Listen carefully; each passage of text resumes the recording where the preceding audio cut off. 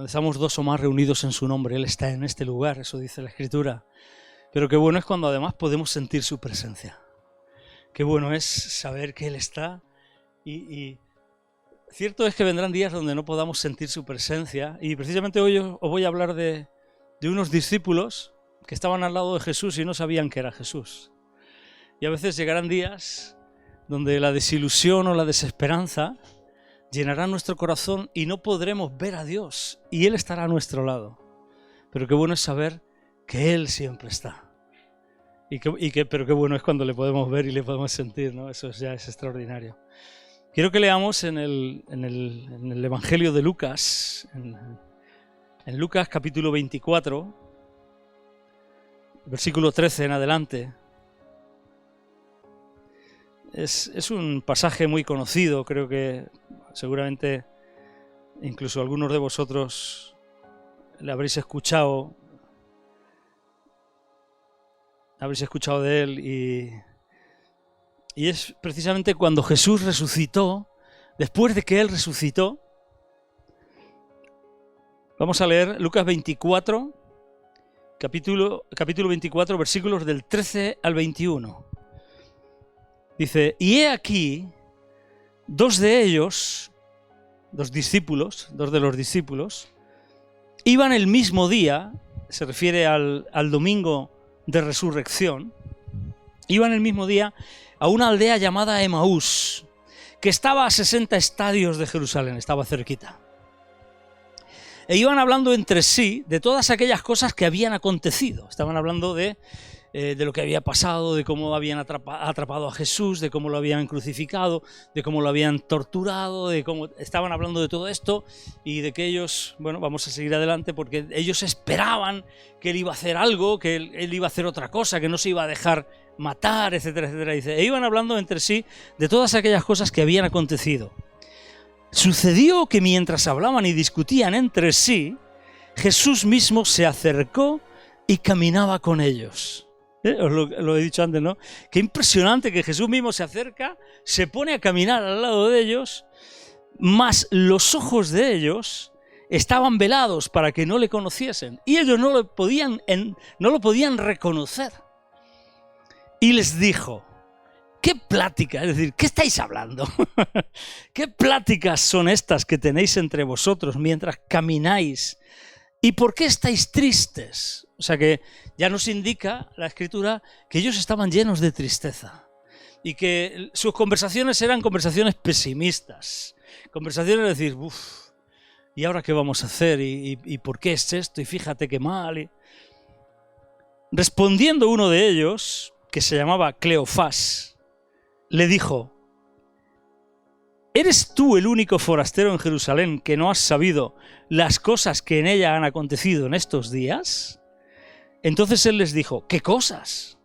Y ellos le dijeron: de Jesús Nazareno, que fue varón profeta, poderoso en obra y en palabra delante de Dios y de todo el pueblo. ¿Y cómo le entregaron los principales sacerdotes y nuestros gobernantes a sentencia de muerte y le crucificaron? Pero nosotros esperábamos que Él era el que había de redimir a Israel. Repito, pero nosotros esperábamos. Ellos tenían una esperanza que no se había cumplido, y por eso se encontraban en esa situación que hemos leído con anterioridad. Pero nosotros esperábamos que Él era el que había de redimir a Israel. Y ahora, además de todo esto, hoy es ya el tercer día que esto ha acontecido. Es decir, nosotros teníamos cierta esperanza, pero es que ahora ya está pasando el tiempo y ya estamos perdiendo toda esperanza. Esto ya no va a suceder. Él no va a redimir a Israel. Ellos esperaban que Jesús... Ellos no habían entendido el plan de Dios. Ellos no habían entendido lo que Jesús vino a hacer. Y ellos esperaban que Jesús cambiaría las cosas, libertaría a Israel del poder romano y levantaría el reino de Dios en Israel. Eso es lo que ellos esperaban. Por eso ellos se habían confundido de esa manera. La clave está en esto, pero nosotros esperábamos. Estábamos convencidos de otra cosa, pero nunca de esto que ha pasado. La pregunta es, ¿qué nos pasa a ti y a mí cuando lo que esperamos que pase no pasa? Y además todo indica, o todos los indicios nos hablan de que eso que esperamos no va a pasar. ¿Qué nos sucede a nosotros? ¿Cómo respondemos nosotros? ¿Qué nos pasa cuando no pasa lo que esperamos? Cuando el plan A no funciona, cuando el plan B tampoco funciona y cuando directamente entramos en un plan llamado caos, que no sabemos qué vamos a hacer. ¿Qué nos pasa a nosotros? Cuando nuestro guión se rompe, ¿cómo afrontamos lo que no esperábamos?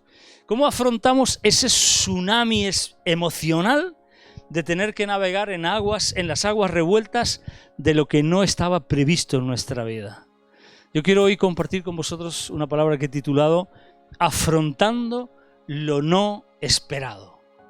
Afrontando lo no esperado. ¿Qué sucede cuando lo que no esperamos sucede? ¿O qué sucede cuando no sucede lo que esperamos? ¿Cómo respondemos ante ello? ¿Cómo reaccionamos? ¿Nos dejamos llenar de desilusión? Y más aún, cuando conocemos al Señor, nos llegamos a desilusionar y desesperanzar de Dios. Es que Dios no me escucha. Es que Dios no me hace caso. Alguna vez me lo ha dicho mi mujer. Es que parece que no me hace caso. Es que Dios no me hace caso. ¡No me oye! No me oye. Luego viene alguien y le dice, Dios te está oyendo. Y entonces se queda tranquila. Nos llegamos a desilusionar con Dios porque parece que no nos escucha o que no nos hace caso. El peligro de desilusionarnos con Dios es que podemos llegar a perder toda esperanza y podemos ir aflojando en nuestra fe cada vez más hasta que esa fe se pueda llegar a apagar. Y ese es un gran problema. Ese es un gran peligro. El problema de desilusionarnos, el problema real de desilusionarnos con Dios es pensar que Él me ha fallado. Es que yo le pedía esto. Es que yo esperaba esto. Es que esperábamos que Él iba a redimir a Israel. Pero no me falló. Dios me falló. Y cuando pensamos que Dios nos falló, estamos en un gravísimo peligro. ¿Por qué? Porque si hay alguien que nunca nos va a fallar, ese es Dios. Porque Dios nunca falla. Dios nunca falla. Dios nunca te va a fallar y Dios nunca me va a fallar. En lugar de pensar que Dios nos ha fallado, en vez de pensar y darnos cuenta y admitir que nosotros hemos pensado más allá de la cuenta, que somos nosotros los que hemos tenido un sueño que nos hemos inventado o que nosotros hemos generado en nosotros una falsa esperanza, asumimos y le damos a Dios la responsabilidad de habernos fallado. Y somos nosotros los que hemos pensado de más. Somos nosotros los que hemos ido más allá de lo que Él nos ha dicho. Somos nosotros que tenemos expectativas que Él no llega a cumplir, porque Él no nos ha dicho que Él iba a redimir a Israel ahora en este momento. Él no se lo dijo a ellos. Sin embargo, ellos esperaban que fuera así. Fueron ellos quienes se inventaron una ilusión sobre Jesús y sobre lo que Él haría. Fueron ellos quienes se levantaron en su mente esa ilusión y esa falsa esperanza. Porque Dios nunca falla. Dios nunca fallará. Los hombres podemos fallar y normalmente fallamos. Normalmente fallamos porque somos muy falibles y también demasiadas veces nos movemos por demasiados intereses o por circunstancias. Las circunstancias nos mueven demasiado, etcétera, etcétera. Pero Dios no falla. Dios no te va a fallar nunca. Lo que Él te haya dicho, Él lo va a cumplir. Lo que Él te ha prometido, Él lo va a cumplir. Lo que Él ha dicho, se cumplirá sí o sí. Porque todas las promesas de Dios son en Él sí y en Él amén. Y lo que Él dice se cumplirá. Ahora, la cuestión o la clave es, ¿realmente Dios me lo ha dicho? ¿Realmente Dios me ha prometido eso? ¿Realmente eso está en su palabra para que yo lo pueda verificar? Entonces, ¿qué me pasa? Tengo el mismo problema que estos hombres, que estos discípulos, que el tal Cleofas. Tengo el mismo problema que ellos. Me levanto sueños ilusorios para mi vida y cuando no se cumplen le echo la culpa a Dios. No, es que tú me dijiste que yo me iba a enriquecer, que yo iba a prosperar, que yo iba a tener mucha salud, que yo iba a tener una familia como la de la Casa de la Pradera. La Casa de la Pradera a lo mejor algunos no la veis aquí porque algunos sois muy jóvenes, pero era una serie que hacían los domingos a mediodía por la tarde en la sobremesa cuando yo era pequeño, y era una familia perfecta. Había problemas, pero siempre se solucionaban, siempre se arreglaban, ¿no? El Charles Ingalls y Laura Ingalls, no sé si os acordáis alguno de la Casa de la Pradera. Tú sí, tienes cierta edad, ya lo sabes, ¿no?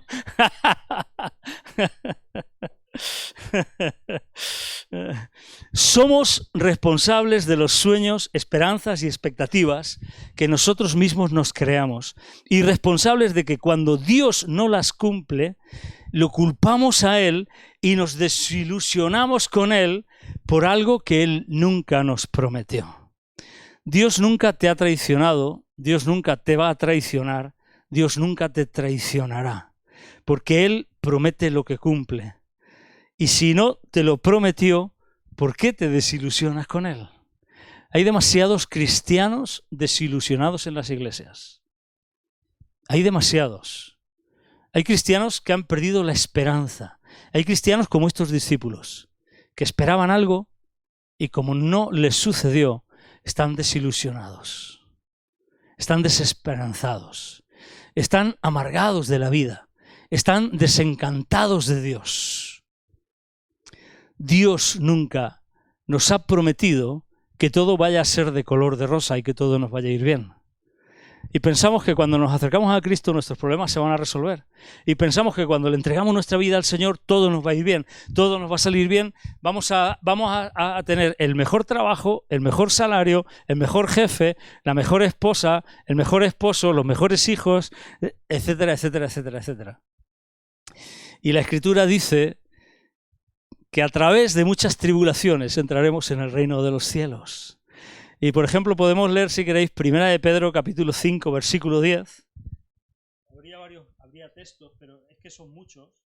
Y por ejemplo 1 de Pedro 5, 10, a ver si lo encuentro. Que dice, fijaros, ya lo tengo por aquí. Mas el Dios de toda gracia, que nos llamó a su gloria eterna en Jesucristo, dice, después que hayáis padecido un poco de tiempo.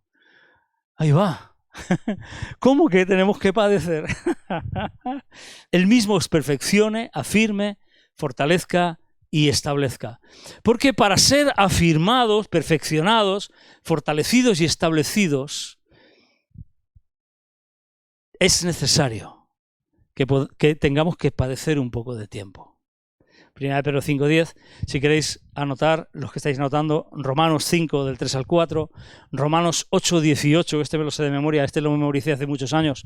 Romanos 8:18 dice, pues tengo por cierto que las aflicciones del tiempo presente, que las hay, no son comparables con la gloria venidera que en nosotros ha de manifestarse. Pero hay aflicciones en el tiempo presente. Salmo 34:19, muchas son las aflicciones del justo, mas de todas ellas le librará Jehová. Y Hechos 14:22, que es el que os he dicho al principio, es necesario que a través de muchas tribulaciones entremos en el reino de los cielos. Entonces, Dios no nos ha garantizado que todo nos va a ir bien, porque vamos a tener que afrontar problemas. Pero eso va a ser para que nosotros nos fortalezcamos, para que Él nos pueda fortalecer, nos pueda perfeccionar, nos pueda llevar adelante. Yo estoy pensando ahora mismo, nosotros a nuestros hijos queremos y los sobreprotegemos de más. Pero es necesario que ellos aprendan muchas cosas por sí solos. Porque si ellos no se caen, o si tú, alguien, yo me acuerdo, por ejemplo, María, que se quemó mucho, se quemó la mano en el horno, ¿no? No toques ahí, no toques que quema, no toques que quema. Cuando se quemó es cuando realmente aprendió. que no puede tocar ahí. ¿De acuerdo? Entonces, al final necesitamos esto, es la escuela. Somos a veces un poquito duros de cabeza, de mollera, para poder hacer. Entonces, pensamos que por ser cristianos no puede pasar nada malo, pero lamentablemente no estamos exentos de que nos pasen cosas malas. No todo va a salir como yo espero.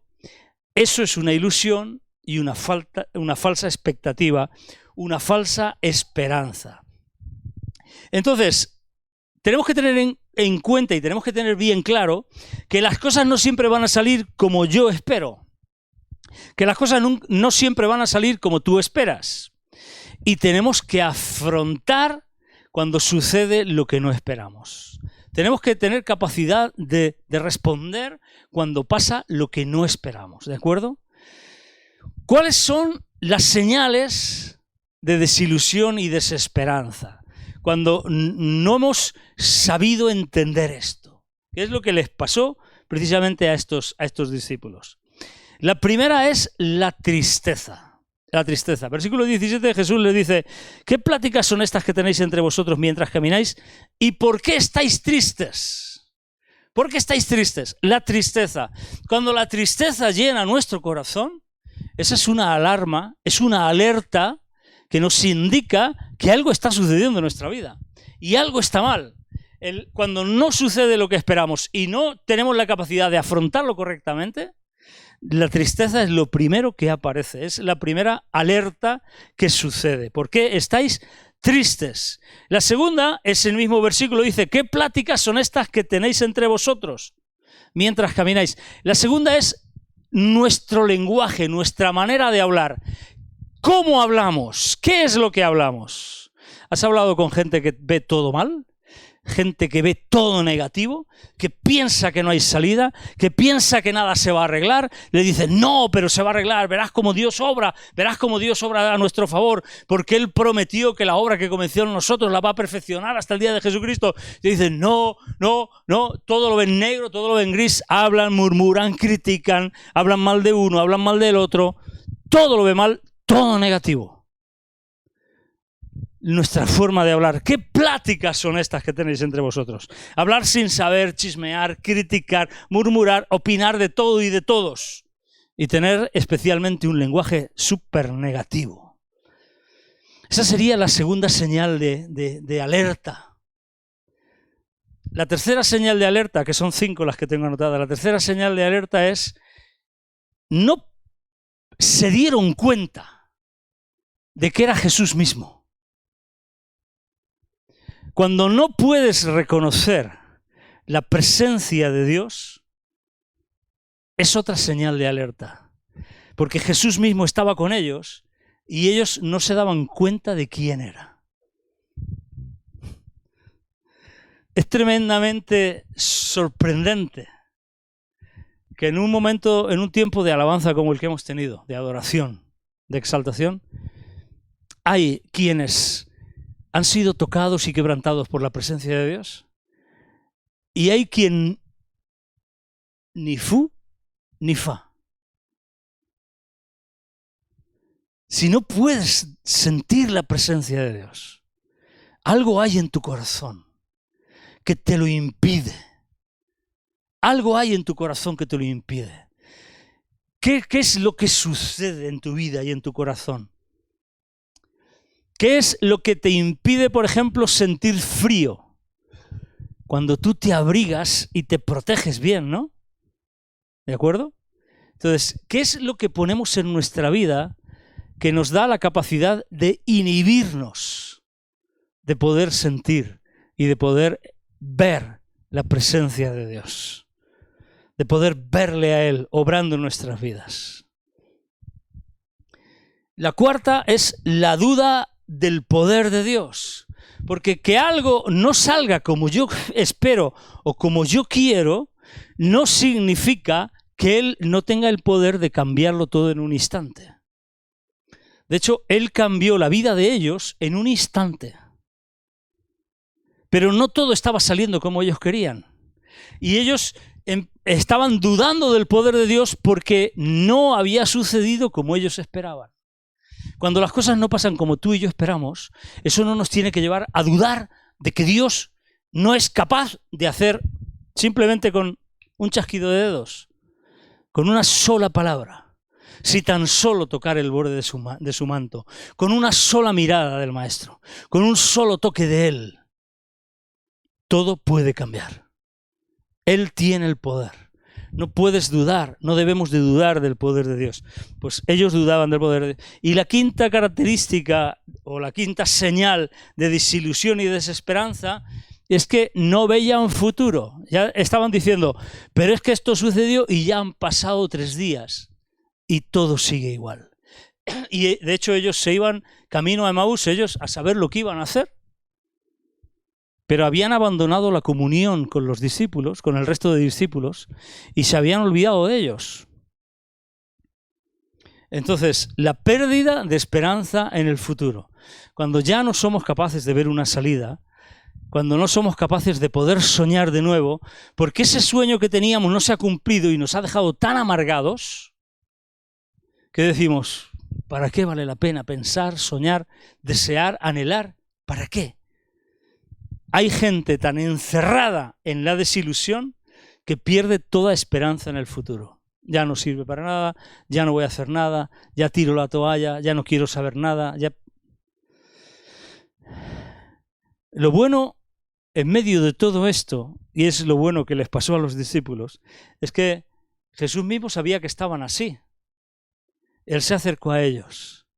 Lo bueno de todo esto es que en ese momento de amargura, de desesperanza, de desilusión, Jesús se les apareció. Y lo bueno de todo esto es que el amor de Dios es tan grande que en su misericordia Él se acerca a nuestra vida y se pone a caminar a nuestro lado. Él viene a nuestra vida. A pesar de que nosotros estemos llenos de desesperanza, de desilusión, qué bueno que Él se acerca. Él nos ama tanto que hace esto por ti y por mí. El amor de Dios es tan grande y tan maravilloso que no nos va a dejar para siempre en el camino de Emaús. Esa situación yo la defino como estar en el camino de Emaús. Llenos de tristeza, llenos de desesperanza, hablando de forma negativa, con un lenguaje negativo de falta de fe, con dudas y con la pérdida de esperanza en el futuro y sin poder ver a Dios en nada de lo que sucede en mi vida. Ese es un cristiano en el camino de Emaús. Y el amor de Dios es tan grande que no nos va a dejar en ese camino. Qué bueno, porque en mi peor momento Dios me va a demostrar su mejor cualidad. Y Dios es amor. Y en tu peor momento Dios te va a demostrar su amor. Y en mi peor momento Dios me va a demostrar su amor.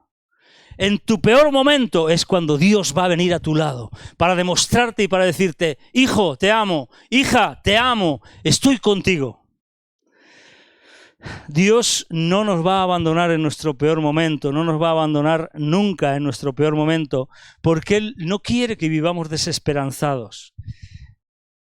Es ahí donde Él quiere demostrarnos su amor por nosotros. Y si nosotros somos capaces de escucharle, porque al final estos discípulos le escucharon, si tú eres capaz de escuchar su voz, por eso Jesús muchas veces decía tanto esto de el que tenga oídos para oír, que oiga. Porque depende de nuestra capacidad de escucharle a Él. Si nosotros somos capaces de escucharle a Él, entonces Él va a cambiar todo en nuestra vida. Él sabe cómo piensas, Él sabe cómo pienso, Él sabe cómo pensamos, Él sabe cómo estamos, cómo nos encontramos. Y aún así sabiéndolo y todo, porque sería para decir, bueno, yo no quiero saber nada con vosotros, porque Él conoce lo que somos y diría, uff. Y aún así sabiéndolo, Él no se desanima para venir a nuestra vida y sanarnos y restaurarnos y cambiar nuestra vida y levantarla para su gloria y para su honra.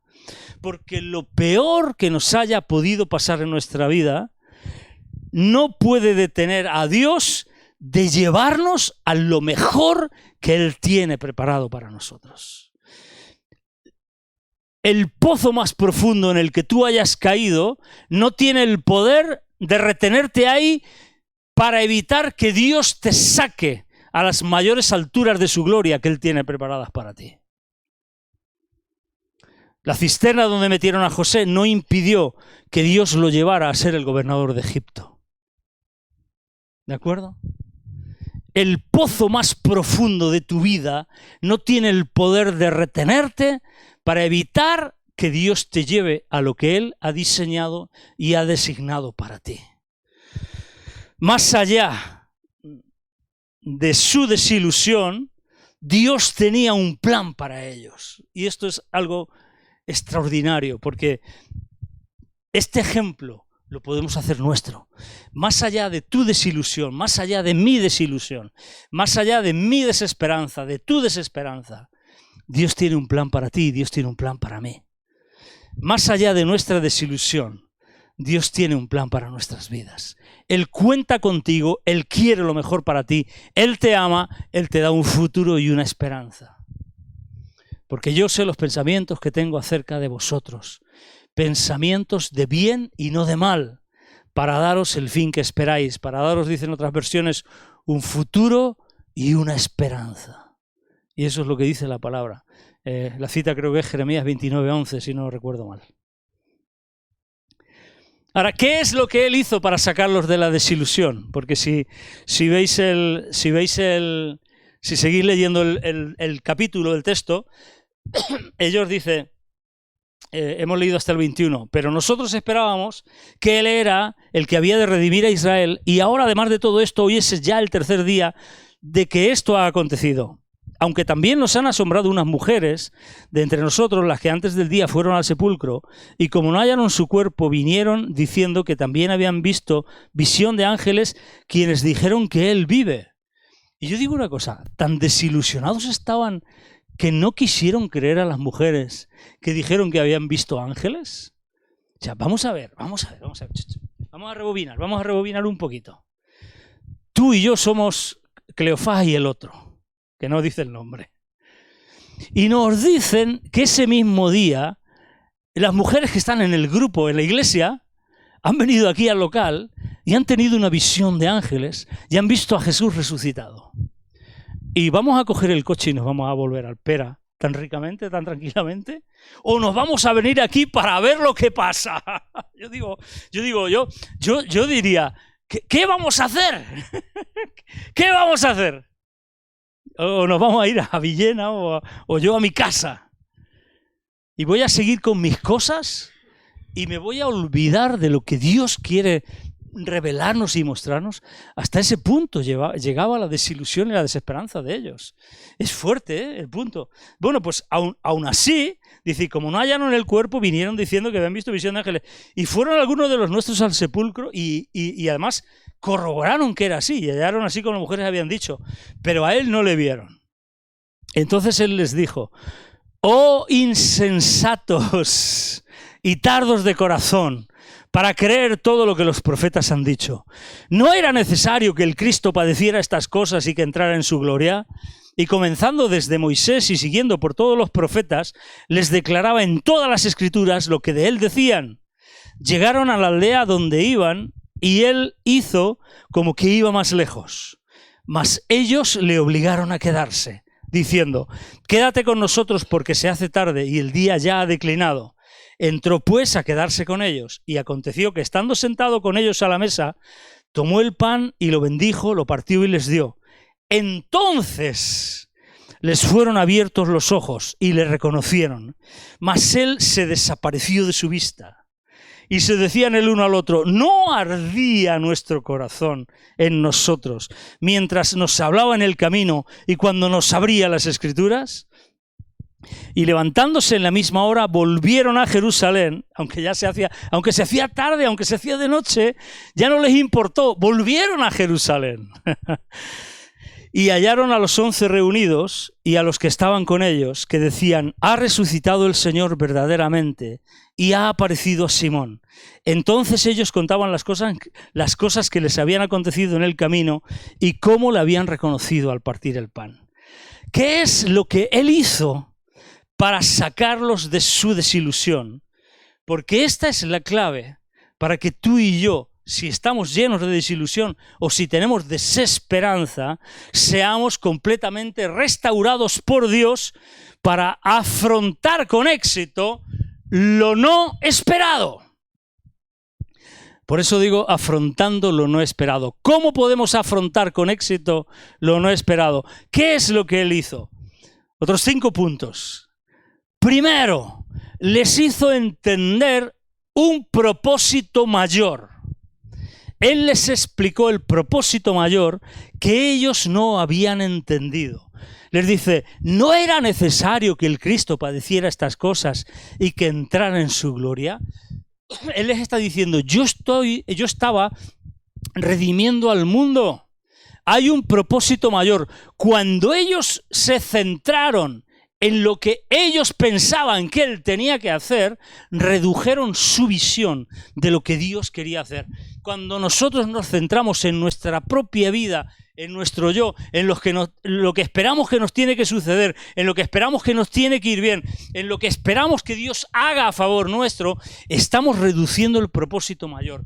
Dios te ha llamado no solamente para salvarte a ti, que lo ha hecho para salvarte a ti y transformar tu vida, pero lo ha hecho para que tú entres en el engranaje de la redención de todo el mundo, para que tú te conviertas en un testigo, en un testimonio de Él, para que tú seas sal y luz en medio de donde Él te ha puesto.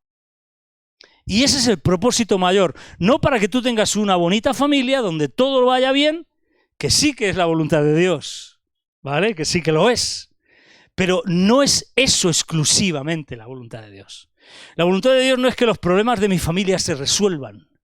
Es la voluntad de Dios que los problemas de mi familia se resuelvan. Pero no es la voluntad de Dios que sea eso solo lo que suceda. A ver si me explico bien. Porque luego puedes decir, ¿cómo que no es la voluntad de Dios que se resuelvan los problemas de mi familia? Sí lo es. Pero no es eso solo. Es que tú entres de lleno en el reino de Dios, en el establecimiento de su voluntad, en el establecimiento de su gloria, y que le des a conocer a Él en medio de donde Dios te ha puesto, para que influyas a mucha más gente y para que su reino se extienda. Porque hay un propósito mayor. Porque Dios amó al mundo, no me amó solo a mí. Aunque me ama a mí individualmente, Dios amó al mundo y quiere que yo sirva para demostrar su amor a los que están cerca de mí. ¿De acuerdo? A aquellos sobre los que yo tengo influencia. ¿De acuerdo? Les mostró un propósito mayor. Les hizo entender ese propósito mayor. Porque hay un propósito mayor al que nos debemos y por eso no tenemos que vivir solamente para estar cómodos, estar felices y estar contentos. Tener una familia ejemplar, un buen trabajo, casa y coche. ¡Qué bien! ¡Qué bonito! No es solo para eso. No es solo para eso. Se trata de vivir por el reino y por lo eterno. Y dejar de vivir solo por lo que se ve. Dejar de vivir solo por lo que se ve. Se trata de que tú y yo con nuestra vida tenemos que hacer tesoros en los cielos, donde los ladrones no minan ni hurtan, ni la polilla y el orín corrompen. ¿De acuerdo? Eso es lo primero que les hizo entender. Lo segundo que usó y que hizo para sacarlos de la desilusión es darles palabra. La palabra de Dios. Dice que les explicó las Escrituras, les abría las Escrituras, empezó a explicarles desde Moisés y por todos los profetas y les hacía entender la Biblia. Les decía, está escrito aquí, mira, aquí lo dice, Dios lo enseñó aquí lo pone, aquí, en base a esto, les abrió las Escrituras. Mira, es tiempo de que nos metamos en la palabra. La palabra es el alimento de nuestras almas. La palabra es el sustento para nuestras vidas. Hay que memorizar la Biblia, hay que memorizar versículos, hay que entender la Biblia, hay que estudiarla, hay que leerla. Tiene que ser algo, una parte importante y sustancial en nuestras vidas. ¿Por qué? Porque nuestra fe es la victoria que vence al mundo. Eso dice 1 Juan 5:4. Pero Romanos 10:17 dice que la fe viene por el oír y el oír por la palabra de Dios. Entonces, si quieres tener fe para vencer, necesitas oír y oír y oír y oír la palabra de Dios para que esa fe venga a tu corazón y esa fe te dé la victoria. La palabra, el segundo punto. La tercera cosa que Jesús usó para sacarlos de esa desesperanza es necesitamos comunión con Cristo. Comunión con Cristo, comunión con el cuerpo de Cristo, es decir, sentarnos a la mesa con Él, sentarnos a la mesa con nuestros hermanos. Necesitamos comunión con Él. Pasar tiempo con Él sin distracciones. Tenemos que hacer un ejercicio de nuestra voluntad todos para desconectar de muchas cosas que nos distraen. He leído estadísticas y son súper sorprendentes de la cantidad de tiempo que hay una media del tiempo que nos pasamos al día conectados a Internet. Móviles, tablets, ordenadores, lo que sea. Incluso televisiones, Smart TV, todas esas cosas. Mira, la estadística dice que estamos una media de 6 a 7 horas diarias. Si fuéramos capaces de estar 6 o 7 horas diarias conectados con Jesucristo, ¿cómo sería nuestra vida de diferente? ¿Cómo sería nuestra vida de diferente? Necesitamos cortar esas distracciones. Necesitamos pasar tiempo de calidad. Hace poco leía un artículo de que el tiempo de sobra no es tiempo. El tiempo que nos sobra no es el tiempo que vale la pena dedicar a Jesús. Por ejemplo, en una relación de un noviazgo, imagínate que el novio o la novia le diga, no, es que no tengo tiempo. Mira, ahora tengo un rato. Y es el tiempo de sobra, ¿no? En vez de coger y dedicar un tiempo específico, ¿no? Todos agradecemos cuando personas que queremos apartan de su tiempo para atendernos y estar con nosotros. Pues a Dios le agrada igual. Tenemos que coger tiempo de nuestro tiempo y apartarlo para estar con Él. Dice la Escritura, mas ellos le obligaron a quedarse. ¡Wow! ¿Seremos capaces de hacer algo que reclame de tal manera la presencia de Dios que le obliguemos a quedarse con nosotros? Este es el punto. Que lo que hagamos le obligue a quedarse con nosotros. Esto sería extraordinario, ¿no? Luego, otra cosa que les ayudó y que les sirvió para cambiar y salir de la desesperanza y la desilusión que Jesús usó es el fuego de Dios. Necesitamos volver a sentir la presencia de Dios. Esto es fundamental. Es fundamental porque nuestras emociones, porque todo nuestro ser, nuestra alma entera, cuando sentimos la presencia de Dios, eso nos llena.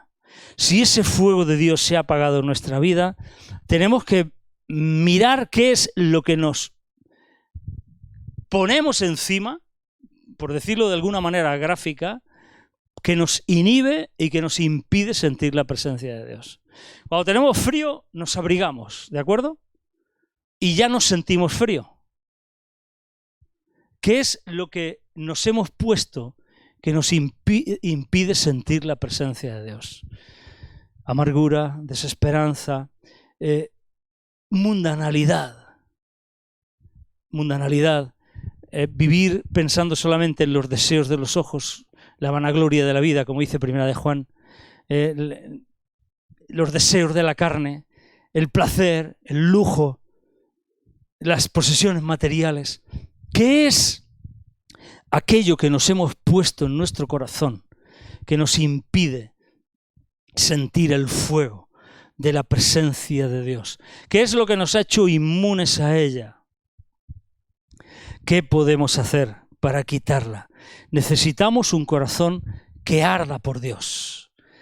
Y la quinta cosa que Jesús hizo con ellos es que les dio una nueva asignación, un nuevo trabajo. Les dijo: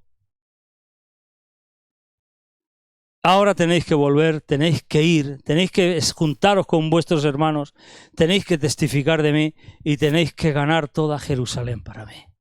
Y ellos cambiaron rápidamente, ellos dejaron, no dice la Biblia para qué iban a Emaús, pero lo que fueron a hacer a Emaús no lo hicieron. Porque cuando se dieron cuenta que era Él, y cuando su corazón ardía, y cuando sus ojos fueron iluminados por la palabra, y cuando entendieron el propósito mayor, y cuando tuvieron comunión con Él, se dieron la vuelta. Esa es la verdadera conversión. Ese es el verdadero arrepentimiento. Dar la vuelta, dejar de hacer lo que estaba haciendo, para empezar a hacer lo que Dios me llama a hacer. Les dio una nueva asignación. Ellos salieron corriendo a hablar con todos los demás de su experiencia con Jesús. ¿Quieres ver un creyente desilusionado? ¿Un cristiano desesperanzado, apagado? Es uno que no habla de su fe en Jesús, que no se lo cuenta a nadie. Si tú no hablas de Jesucristo a los que tienes cerca, es porque la desesperanza y la desilusión ha llenado tu corazón. No dejes de hablar de Jesús y de su amor por ti. Venga, Salmos 31:6, y con esto termino. Salmos capítulo 31, versículo 6.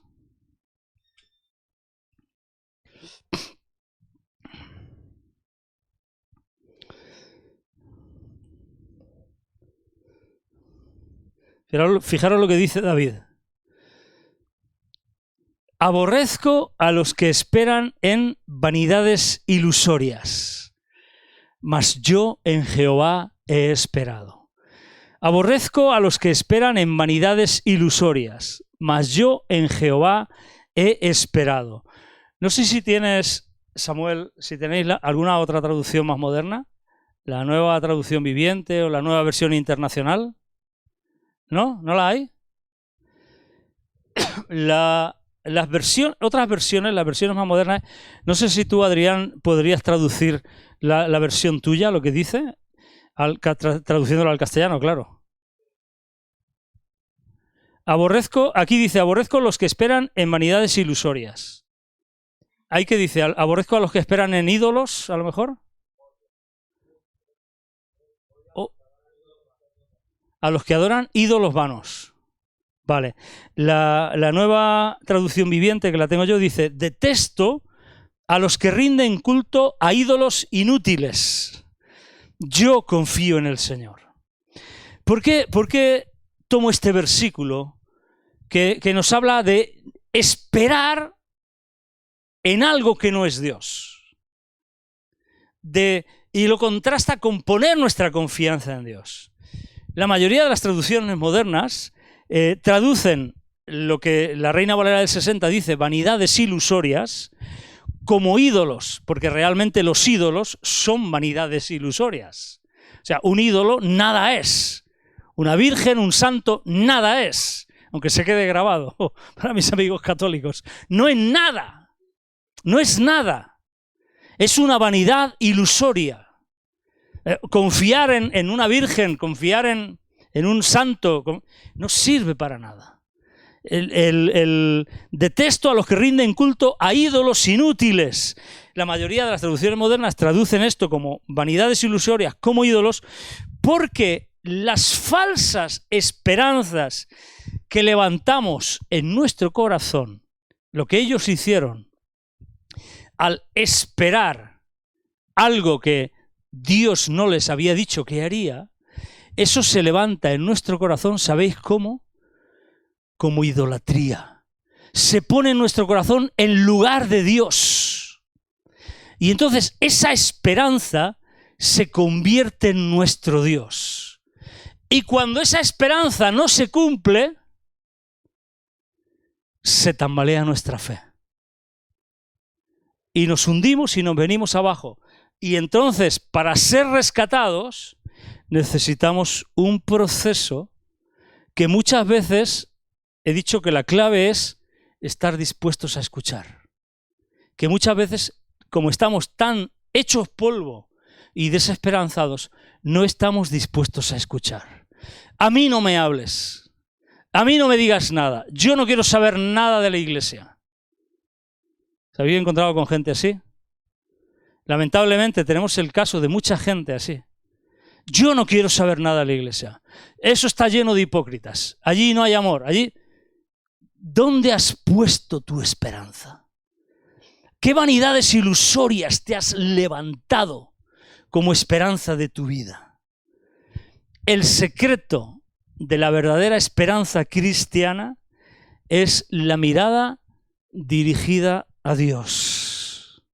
Solo a Él. La esperanza cristiana no teme ni se plantea el problema de que tal vez las promesas de Dios no sean verdaderas. Es la confiada expectación de que no pueden ser ni son nada más que la verdad. Y sabiendo que las promesas de Dios son la verdad, vive por ellas. Y esa es la verdadera esperanza cristiana. Ellos esperaban algo que se habían equivocado, que no habían entendido bien, y eso lo hicieron la razón de su vida. Lo convirtieron en su Dios, en su punto de referencia. Aprendamos a poner nuestra esperanza. Por eso dice, y lo contrasta, mas yo confío en el Señor. Aprendamos a poner nuestra esperanza en la verdadera palabra de Dios, en las verdaderas promesas de Dios.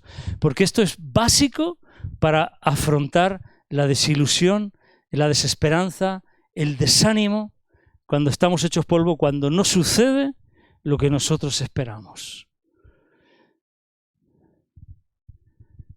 Porque Dios quiere que nosotros salgamos adelante. Igual que Él se puso al lado de ellos en el camino de Emaús, Dios viene a nuestro camino para reenfocarnos, para devolvernos esperanza, la esperanza verdadera, para que nuestro corazón arda, para que nuestra vida se llene y para que corramos en la nueva asignación, en el nuevo trabajo, en el futuro que Él tiene para nosotros.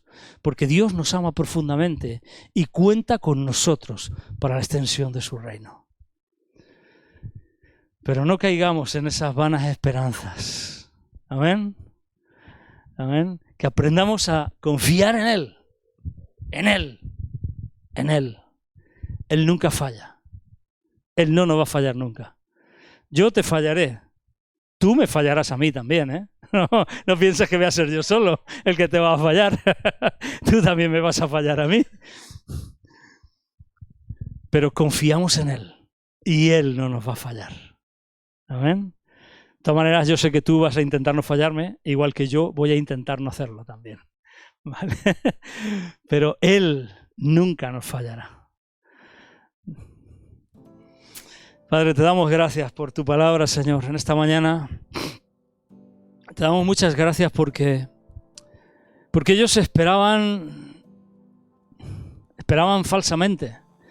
Ellos se habían levantado una esperanza falsa que no se cumplió y los llevó a estar desanimados, tristes, desilusionados, abatidos, hundidos. Pero tú saliste a su camino. Tú saliste a su encuentro. Señor, muchas veces nos hemos desilusionado.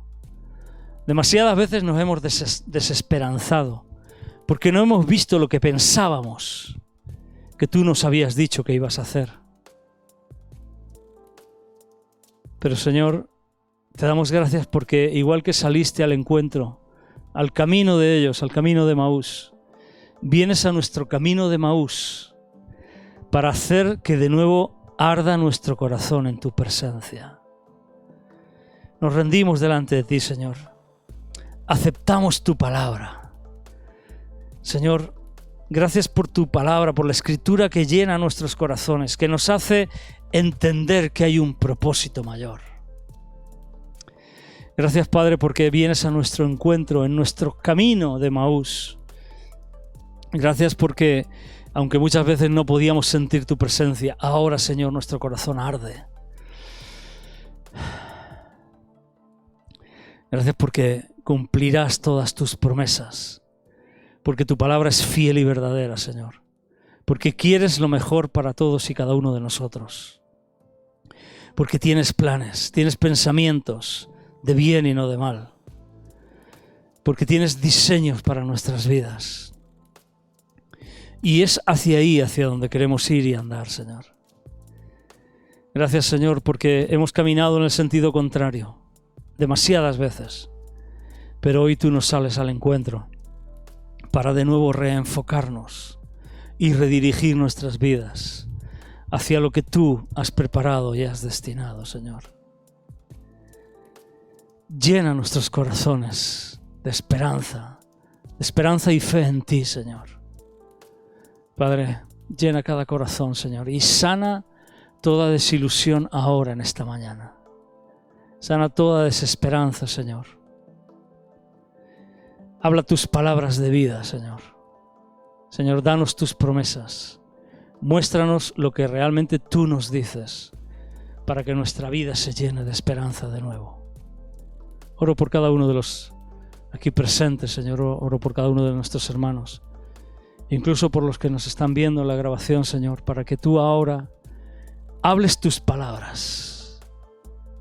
Para que tú ahora nos des tus promesas. Para que tú ahora nos dirijas, Señor. Para que tú ahora encamines nuestros pasos, nuestros pies. Señor, para que nos des una nueva asignación, una nueva visión. Que desafíe nuestro corazón, que lo haga arder. Padre, visita nuestras vidas. Gracias por tu amor. Toca ahora cada vida, cada corazón, Señor. Cada alma, la mente, la voluntad, las emociones. Cada espíritu, Señor. Llénalo de tu espíritu, de tu presencia, Espíritu Santo. Llénanos, Señor, llénanos. Llénanos, Señor. Una nueva esperanza. Un futuro lleno de color, de vida. Para cada uno en esta mañana, Señor, en este día. Padre, en el nombre de Jesucristo. Amén. Amén. Amén.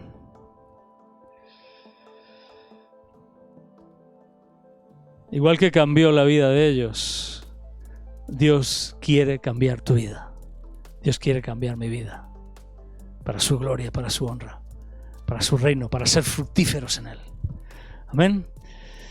Que Dios os bendiga, que tengáis un muy buen domingo, una muy buena semana, de verdad. Os deseo que disfrutéis, que lo paséis bien y que demos la vuelta.